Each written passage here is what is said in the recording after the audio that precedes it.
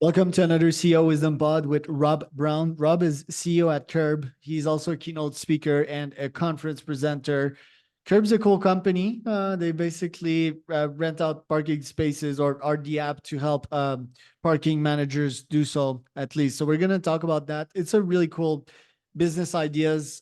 One that I also had back in the days. Rob had the guts to pull that one out and put it to tuition. So it's going to be a fun one. It's presented by podpar.com. This episode, if you want to scale and monetize your podcast the unconventional way, you got to go to podpar.com. Rob, give me a bit of an overview here about yourself, your career so far, and about Kerb. Fantastic, Charles. Thanks for having me on the pod. It's great to be here. Look, I am the founder and CEO of Kerb, which is a global from day one parking marketplace for drivers. We are essentially a booking.com. If you think about hotels, we do the same for parking, showing real-time availability, allow you to book access. We've got a pretty cool access system that opens any gate anywhere in the world in a car park. And for asset owners, we're essentially a software layer that adds value to and efficiency to their existing parking operation. So my background is not parking at all. I'm an international business, I've done business all over the world, 40 odd countries, speaking a couple of other languages. I was working in marketing branding as it related to the higher education sector. And people say, how did you get into parking?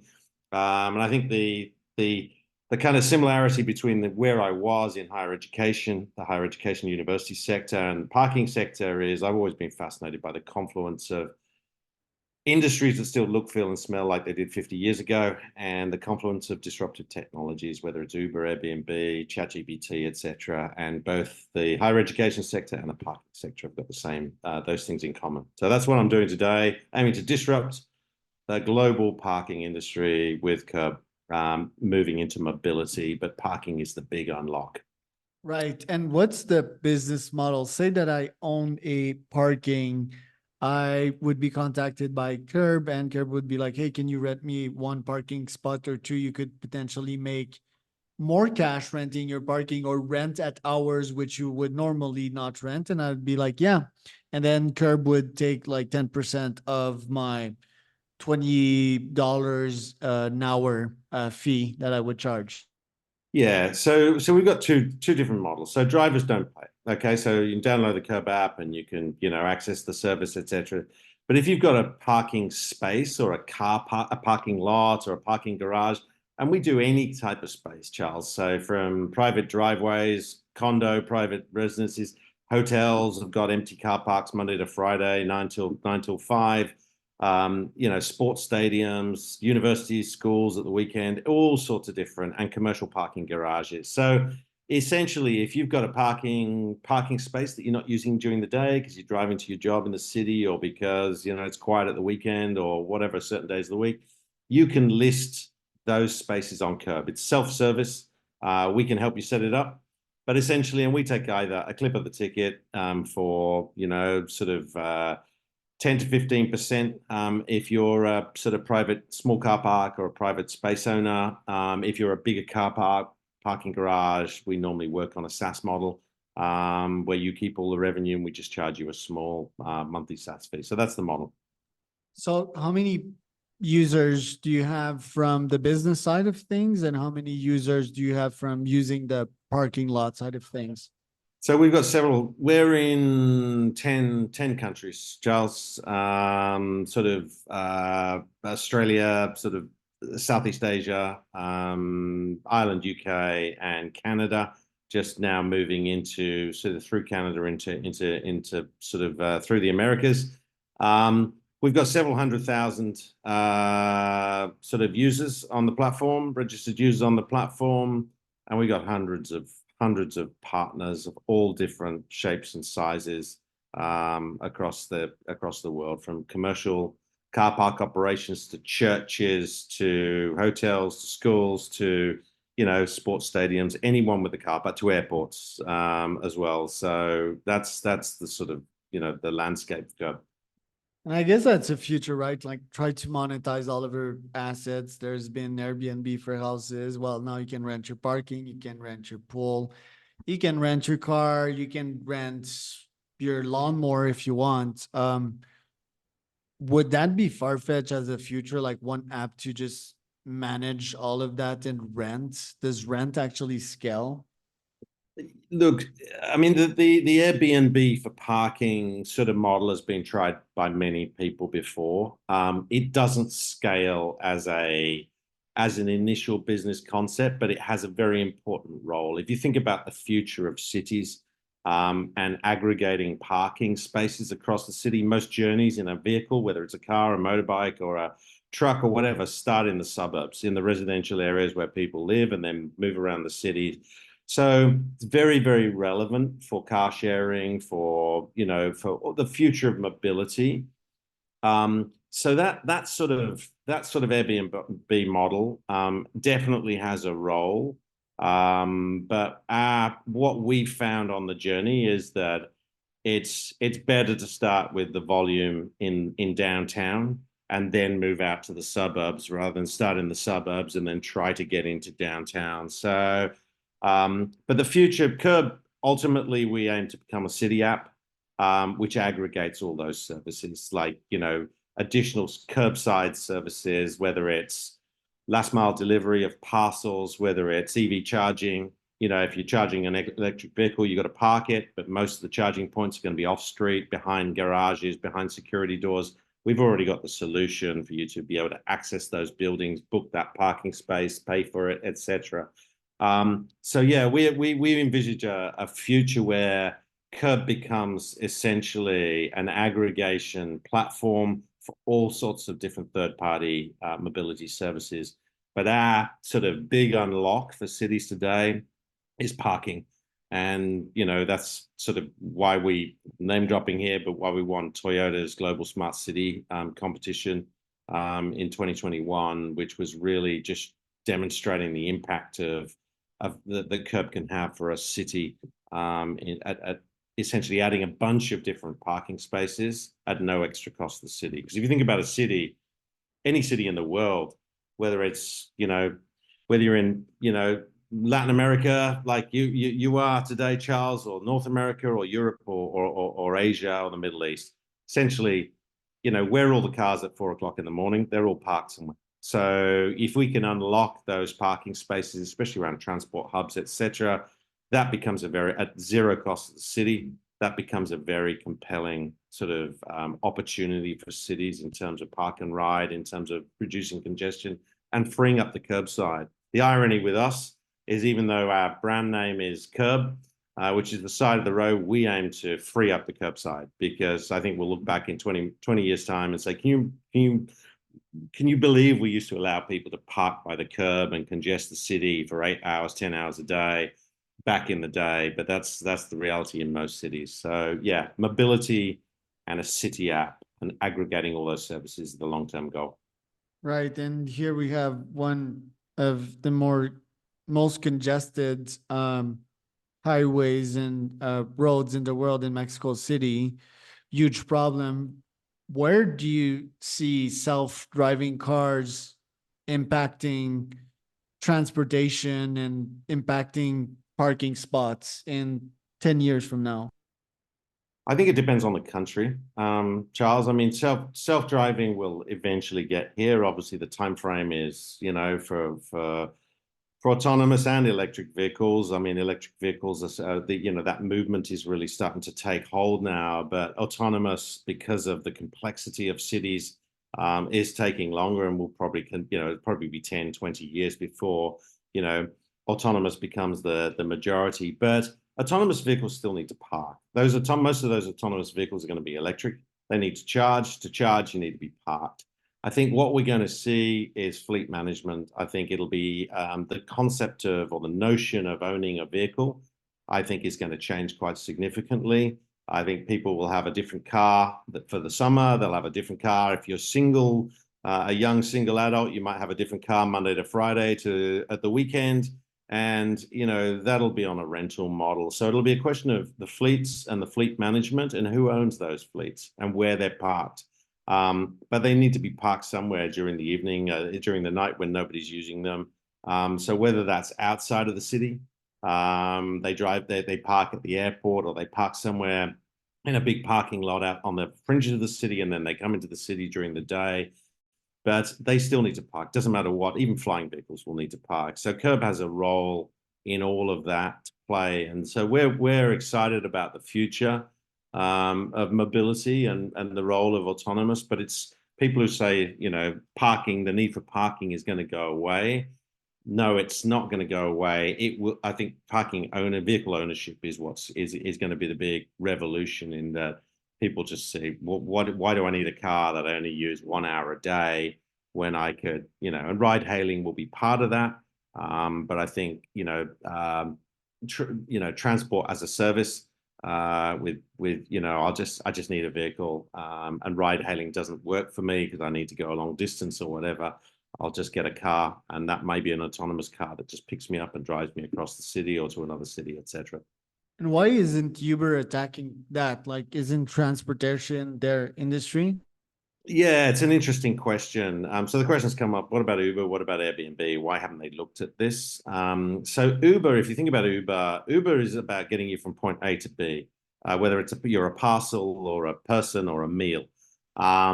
And Uber's whole model is around constant mobility, fluidity, keeping the drivers on the move, making sure that the drivers don't need to park.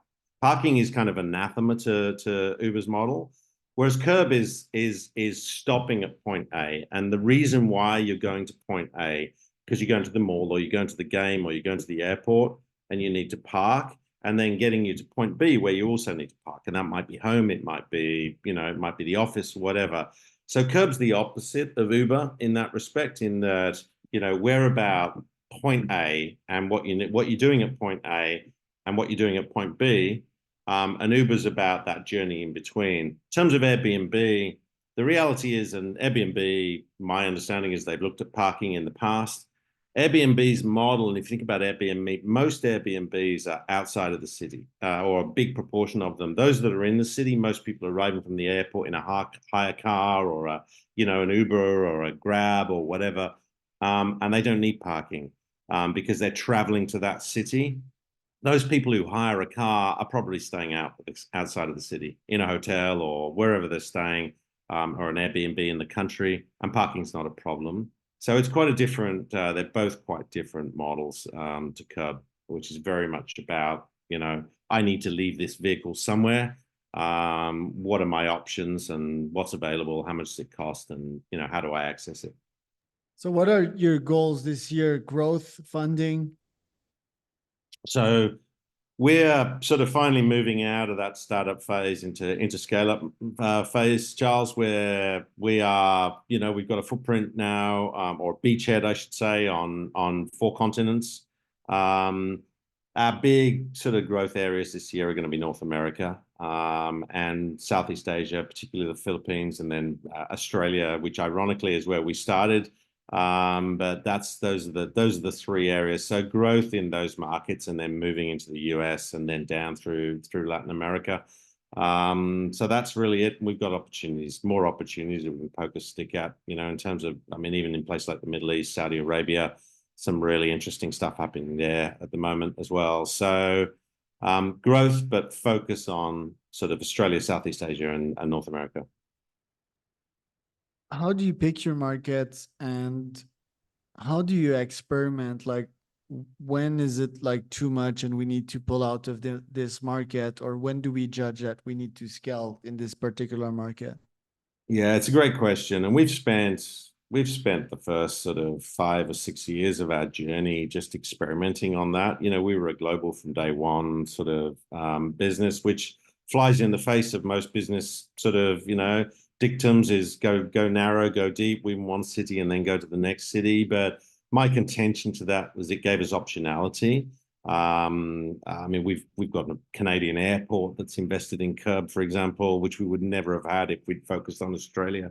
But we choose cities based on a number of factors. Language is one. The partner that the absence or lack of or presence of a partner. For example, we launched in Thailand during COVID, in Thai. with one of the biggest car park operators there. We did the same in Azerbaijan, in Europe. But the complexity of the market, the transaction fee. We park a car in Malaysia, for example. The average transaction fee is $2-3. In Canada, it's $30. In Australia, it's $60 a parking session average. So that has a big, real sort of revenue impact. But complexity of the market, language is not a problem for us. It's more around partnerships and have we got and is the market crowded? I mean, we've recently moved into the Philippines, which is just a greenfields market for us. And we've got fantastic sort of conversations and relationships happening with some of the biggest property developers, which we wouldn't have been able to do in other markets, which are crowded out. So, yeah, number of factors, but the sort of competition, revenue, and sort of complexity of sort of hiring people in market, etc. If we need people in market, we don't need people in every market, but those are the factors. What AI systems are you using nowadays to optimize yourself in the business? So AI is a really interesting question. If you think about the parking industry, Charles, it's most of it is still stuck in the 20th century. Gates are mechanical, not digital. The barriers, they're kind of, it's exactly where the taxi industry was sort of 14 years ago before a internet-based competitor came and, blew that industry out of the water. So AI has a huge role today for us. I'll give you an example of how we use AI. We use LPR cameras. We have a checkout free, just drive in, drive out, auto pay access sort of experience for drivers if there's a barrier there. So let's say you're driving into a car park and, we've got a 99.7% read rate on the camera. But let's say somebody walks in front of the camera, or it's raining or there's snow on the ground like there often is in Canada and the read rate is lower or doesn't happen. So we open the gate for you on the way in. We take a picture of what we think your vehicle plate is, but let's say on the way out, we haven't got a match. So we've written some AI into our software so that on the way out, instead of having to press the green call button and help button to get you out, we present you with what we think your license plate is, and then a couple of alternatives, and we let you choose. And if it's none of those, then we ask you to enter your license plate, and then we let you out that way. So that's one example. But I think going forward, if you think about the places that a person parks every month, it's a bit like the credit cards with Visa, MasterCard. It tells a really interesting story about your life, where you live, work, play, pray, etc. So, think about insurance companies, knowing how often today car insurance, vehicle insurance is based on age plus gender. So 24-year-old male pays a higher premium than a 24-year-old female, normally just because of, tendencies of driving. But if the insurance company knew exactly when you drove, where you drove to, and were able to use AI to come up with a more accurate insurance, that's another example of So we're and just in terms of suggesting parking spaces, we think you'd like this space because you parked in these other spaces. Those are the kind of areas that we're working on at the moment, building into the core platform. Fascinating. Very interesting indeed, like how data can be used and Internet of Things. I'm curious if you would also license these technologies to like commercial centers, for example. Do you see a use case there and to targeting these folks and them paying a premium? And also the digital nomad trends with folks like parking in these huge parking lots for a night, have you explored that trend? So these two things here. Absolutely. So in terms of licensing, I mean, we have a SaaS model for larger car parks where they can just license our technology. It's self-service. They can white label the back end of it. The front end remains Kerb, but you also don't need the Kerb app to park with Kerb.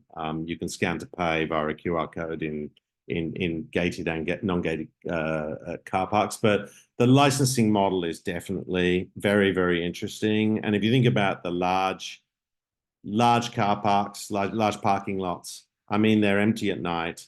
They're empty very often at the weekend. You might have an office tower that's full during the week, but it's sitting next to a shopping mall, which is empty during the week and full at the weekend. So, being able to sort of, optimize space utilization within a neighborhood, that's another opportunity. But yeah, we see huge potential in that area.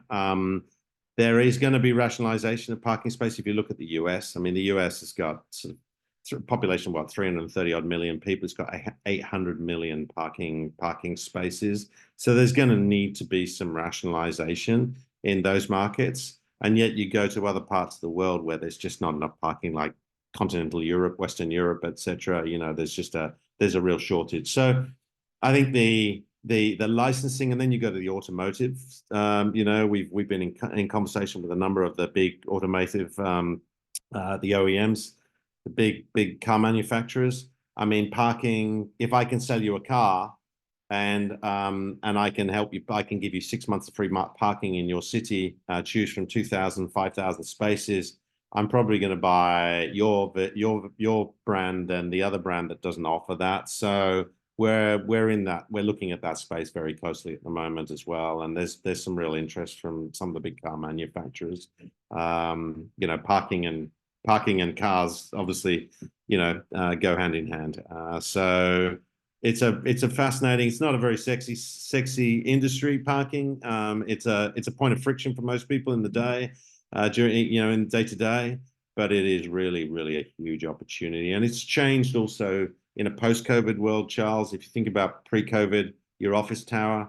I'm sitting here talking to you in Sydney, Australia today, and Sydney's just a ghost town now, post-COVID. Nobody's gone back to the office. It's sort of 20-25% occupancy, maybe 30% on a Tuesday, Wednesday, Thursday. So all of those office towers have got sort of half-empty parking lots where they were full before pre-COVID. And so Kerb gives them an opportunity to sweat that asset by, our little IoT device, and our cameras allow the public to come in and allow their office towers and commercial real estate owners to really monetize fill up their car parks, and we could screen them, we can collect payment, pass it on, etc. So it's a changing world, but it's a very, very, parking is just, it's a problem that cities just have not been able to solve. Probably Japan's the only place that we've ever been and seen that they've just jacked up the price so high that it makes no sense to park in downtown Tokyo or, Osaka or whatever. It's just, and they've got fantastic public transport systems. So, but everywhere else that we've been pretty much around the world, it's just, parking's just a nightmare. But there's a simple way to solve it. Yeah. Just need to be creative. Toggle a button to get my car washed while I'm at the restaurant or something. That'd be pretty fun. That's coming this year. So I think if you think about the parking industry, Charles, it's parking industry doesn't really consider the reason the person's parking. They just want to get a vehicle in, vehicle out. But where Kerb's interested in the person inside the vehicle, which is a much more interesting from a data perspective than the blue Toyota license plate ABC123. So if I'm going to the game, why can't you sell me the ticket to the game when I'm booking my parking? If I'm going to the mall, why can't I book a car wash or a tire check or a car service or whatever while I'm parked at the mall for 4 hours? So all of those add-on services are coming this year to Kerb. So yeah, we're really excited about that, and that opens up other mobility services that we can add into the platform as we transition beyond just parking into becoming a city app. Wild idea, but like sometimes people, they're looking for a place to sleep and they're away from home. You could unlock the car, they could go sleep in, just like an Airbnb for a couple of bucks and pay per hour, like have a power nap, right, and leave the car clean. They wouldn't have the driving keys. They would need like smart car features for that, like a Tesla or something. That's a wild one. Not sure the scalability of it, but yeah, I think if you think about it, I mean, an asset, which is the second most expensive asset that most people own if they own their car, which most people do, is sitting empty for 23 hours a day. And what else could you use it for? And that is one use case. Car hire also.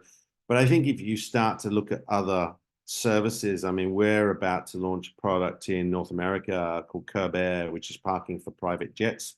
That's another vehicle type. We've been talking to one of the premium equestrian centers in Canada, in Vancouver, which has a problem for parking horses in stables, and they charge $200-300 a night. So it's just another vehicle, whether you're in a camper van or the horse is the original vehicle, whether it's a taxi, a hire car, a motorbike, or a private jet or a boat, they all need to park. So I think that's where we're really coming at it as non-parking people. We're just looking at this opportunity and saying this is just a huge industry, and and there are so many different options. But fundamentally, it's visibility, ability to book, access, and pay for parking. It doesn't matter what vehicle whether you're in a car or on a horse or on a scooter or a boat. Yeah. Interesting. Well, thanks for sharing the wisdom today, Rob. Where can people find out more about you? So you can download the Kerb app off the Android or iOS version. You can visit the Kerb website, www.kerb.works, WORKS, or you can reach out to me personally at rob, R-O-B, at kerb, KERB.works, WORKS.